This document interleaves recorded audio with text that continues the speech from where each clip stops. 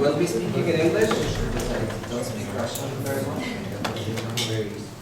Okay. So I was told that I should give a speech about what customers want, so I put together something about my experience. First, about our offices.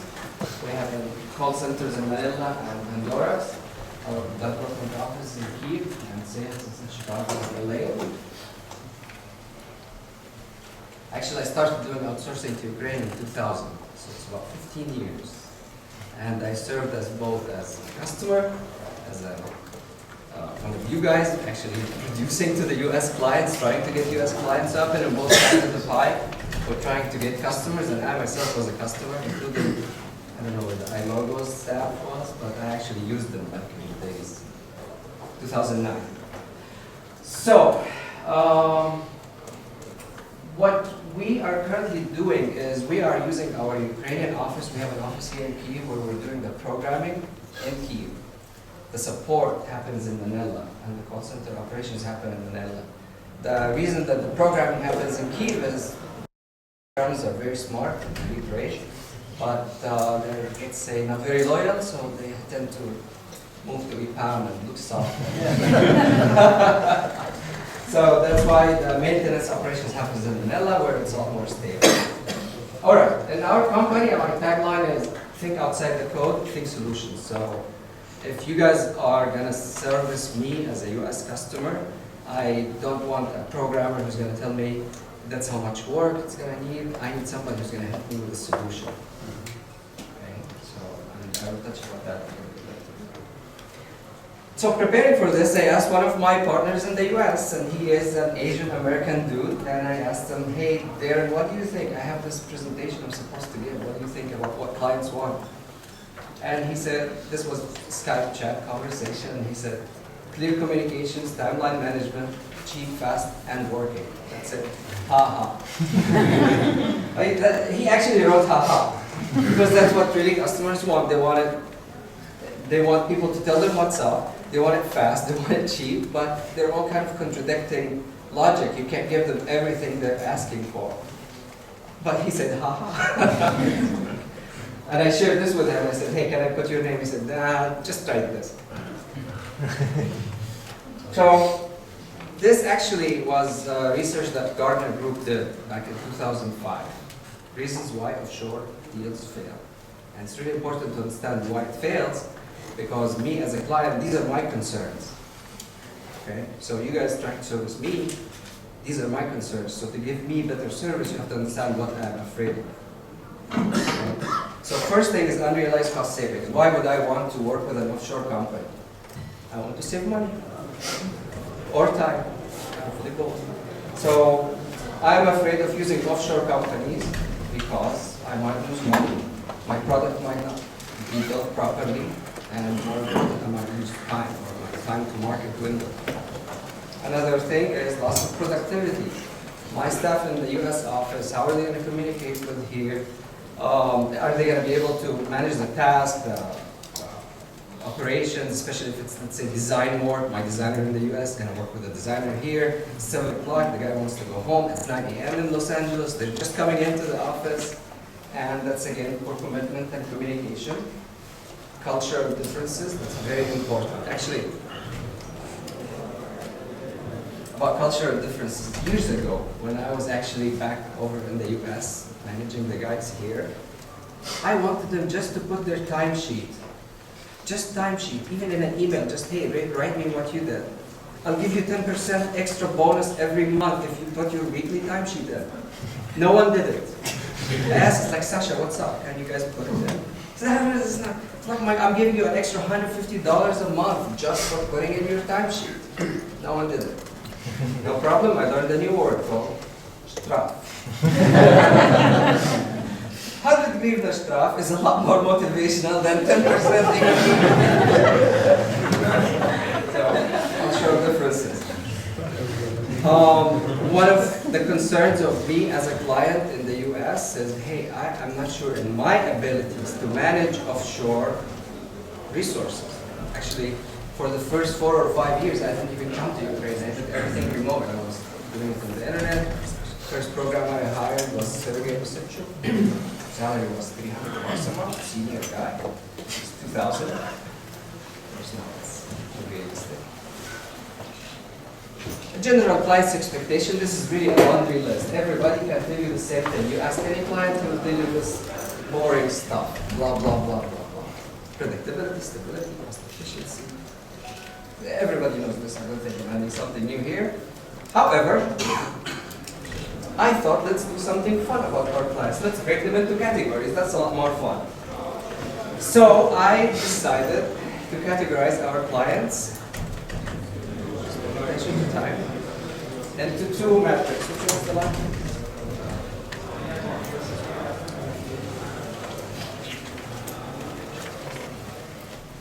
So tech savvy, non-tech savvy. Basically people who know technology, somewhat dangerous, and people who are ignorant when it comes to technology. And then you have people who are aware of, they know what's up, they know that I know technology. And then you have people who are completely unaware of their own knowledge. Yes, it happens. So first quadrant here is tech savvy, and they know that they are tech savvy. They are either a programmer or some head of an IT department, so they know what's up, they know what they want, they know technology, and they know that they know technology. I know this is a bit confusing, but it's very hard. So this is kind of Mr. MB, money back. Large company, they already have their established processes. I'll get to this story later. I'm not sure about time, but I will come back. So these guys, the tech savvy, who are aware of tech savvy, they are interested in processes, they're interested in stability, scalability, and transparency. So insurance company, big food company, large corporations, they actually care about process because they want something that works in the US, it goes to India, then it goes to Ukraine, then it comes back to the US. This is very important for them, process and scalability. They're concerned about security, business continuity, given the conditions here, and resources. Again, time and stuff, thank you.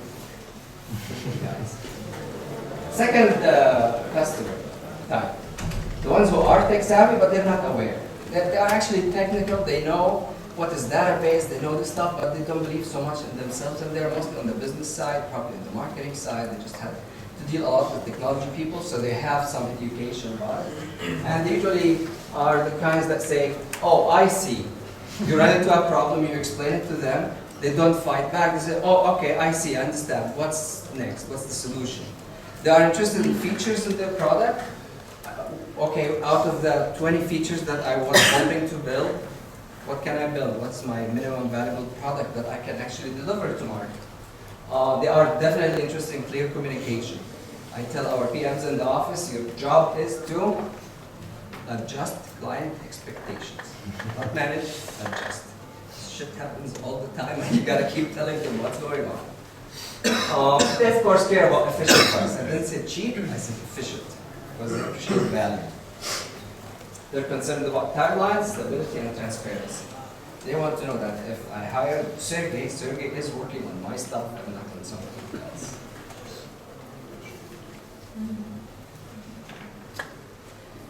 This is actually my personal favorite quadrant. I like those guys because I like to teach. So the ones who are not tech savvy, and they know that they are not tech savvy, they realize, like to tell you, you know, I don't understand nothing, but tell me please, what are my options? So they know that they don't know technology, and they usually have an idea, and they say, what can I do? Can you explain this to me? What are my options? And these people are interested in results. They definitely care about relationship, trustworthy relationship. They understand that IT is the key to their business goals. They like a business analyst. So here's where you switch hats, you put on your therapist hat, and you become a tech therapist. Tell me your problem, and I will hear you, and I will tell you what's the best solution, because they already trust me. And hence our game, trust yourself. They are concerned about delivery, same stability and transparency. This is actually a big deal now, stability. Finally, the customers that don't know technology, and they have no clue that they don't know technology. They think they know technology. And the favorite quote, that should be easy. You're just moving a button from here to here. That's easy. You know? So, okay, we have a client. His name also starts with H, but he's twice my size, so we call him in the office with H. And literally, this was a Skype call, and he was giving us his requirements. Haroon, I wanted to do this. It's like, really, what are we talking about here? That was the actual requirement. He cares about cheap, fast, cost, and schedule are his concerns. You can maybe find these on ELATs and unrealistic clients, and those are the ones that you must avoid. No business is that business. Thank God that all my career we didn't really have to go after clients. Usually people just call me and say, Haroon, so refer me. I said, we have a problem and you are the one who's going to help us with this. Which is fantastic, but it's not really predictable and not stable. So I have a team, 20, 50 people. You're working on a project finishes. I'm like, shit, what am I going to do next? So we started to do some sales effort actually here. You know, it's our first person trying to take the temp. We tried our best, we tried the last. I don't like it personally, because that's the kind of client you end up with. No clue. So what do customers do?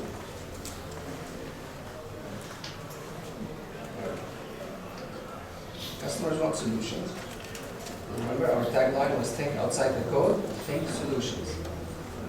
Years ago, Sergey had a project, and one of the features of this project was a billing. It's a monthly recurring subscription business model, $9.95 a month. You pay next month. It happens again and again and again. So Sergey, being an amazing, smart programmer, he wrote the code for this page. And every time we had so many bugs just with that page. I thought maybe it's a PM problem, maybe it's a bug, maybe it's the customer. I lost a relationship with the customer. I lost a friend because of that bug. Finally, I was like, okay, show me the code. And I look at the code. I mean, whenever you go to that page that shows you balance, every time you go there, a different number. Like, dude, it's supposed to be $9.95, fucking hard-coded. Every time it's a different number. $6.95, $3.25, something. What's up? He wrote code that calculates your balance down to the minute. To the minute. Like, you refresh the page a minute later, the number will change.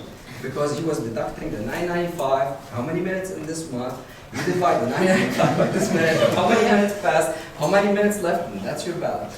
Why? So, at the end of the day, our job is to understand the real problem for the customer and provide them with real solutions. We need to be proactive, we need to think for our customers. Somebody else was saying it never stops, the process never stops. After you sell, never stop selling or something like this. It's actually very true. And then we make it happen for our clients. That's right.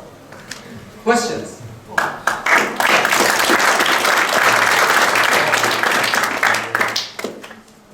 This story about the LIOF. All right. Top. Actually, it's international food company. We did a project for them. 6 months project, over $1 million budget. Okay.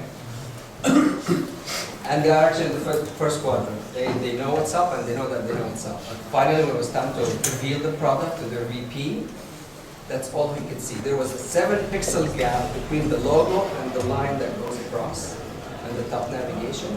That's all he could see, a 7-pixel gap. Why the line is not aligned.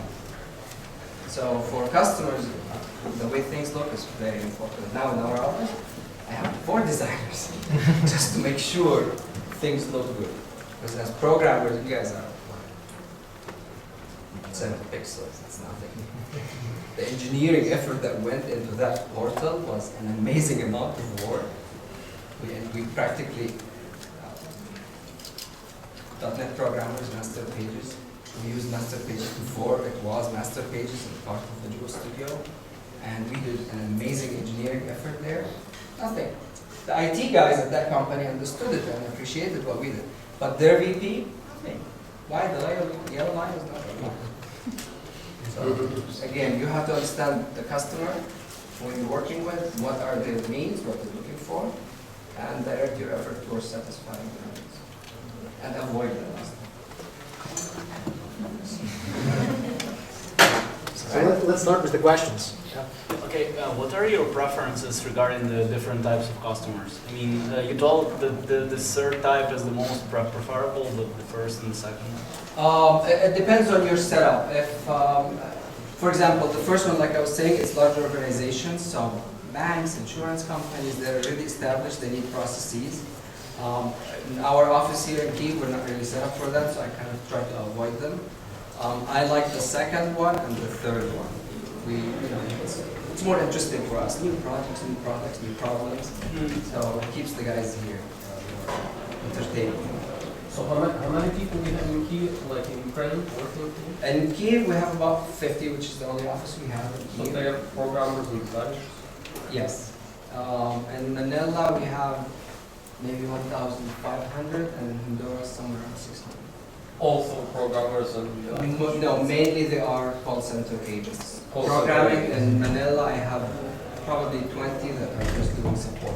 What's, just a crazy question, what is the difference between hourly rate, Manila and Ukraine? Is it big Almost difference? half. Cheaper there? Almost half. Cheaper? Half, But what about quality? I mean, with you guys? You know, I don't want to speak negatively about the Filipino programmers. They're very nice people, but the Ukrainian programmers are, they can handle more complex situations. Filipinos, if you have repetitive tasks, they are fantastic for it. Ukrainians, you give a Ukrainian guy a repetitive task, he's going to leave you in a week. He'll be pound. Okay, so your people like there, they are mostly call centers, right? Like what help do they provide to the customer? Like why do you need so many people there on the phone? Because our main business right now is actually not programming. Our main business is selling data for US customers. We have offices in the US that approach these large companies and we sell the data. And part of the things we offer is surveys, call qualities, and then we take all this data, like you guys were saying earlier, we do research and analysis and big data analysis to provide dashboards. So we have special group of programmers that work with big data Yeah. here, or So we do all the, let's say, the number crunching happens here. And the Philippines maintenance of our products and also the operations. well, I don't have a question. Speaking of your business, so is that correct to say that you have a product and you are selling the product? Or is that correct that all these call center operators, they sell outsourcing services to you? How many of you guys are probably less than 2 years in business here? So what I did initially, because at first I was a client in the US and I used Ukraine to outsource my programming needs. And then I slowly started to grow my team here and I started to spend more time in Ukraine, which made me disconnected from the US clients. And we tried to get some clients and just projects to go. And it's not very stable. So what we ended up settling in is that we have few partnerships with different companies that we act as their CTO office. So I am Chief Technology Officer for a few companies, and we have the team. So their entire programming back end happens in our office, and they sell. So some of them are B2C clients, some of them are B2B, and we provide them the backbone. So I don't worry about selling, they worry about selling, we worry about technology. It's a fantastic setup for me. How did you get those customers, partners? Mainly they were like people I knew over the years. So your because I- personal network? Yeah. Somebody earlier was asking me if I had anything to enhance or anything. I never had success.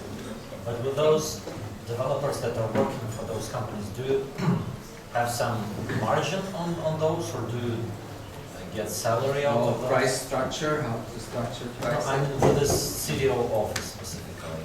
It's actually a very interesting conversation because pricing has been a dilemma for me since I was still living in the US.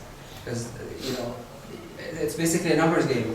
To make good money, you have to have, have hundreds of people. So you can, pricing is pretty much set. Outsourcing rates is anywhere between 25 to 45 per hour.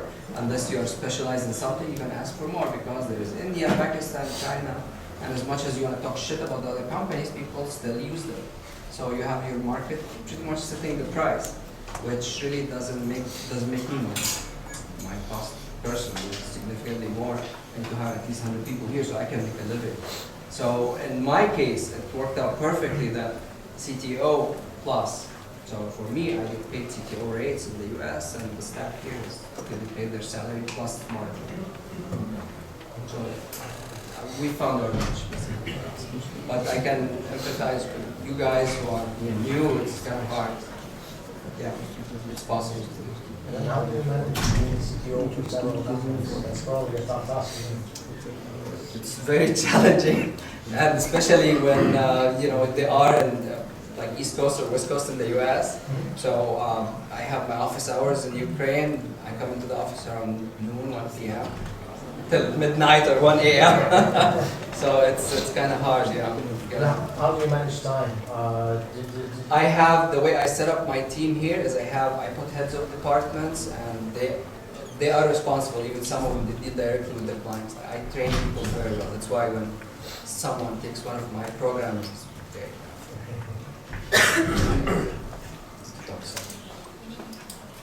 To be honest, what are main drawbacks of Ukrainian managers, developers, other guys you have there? no loyalty, no commitment. I have not found large pool of loyalty here. People will leave you for $100 more. Maybe now in this industry, in this economy, maybe $200 more. Really,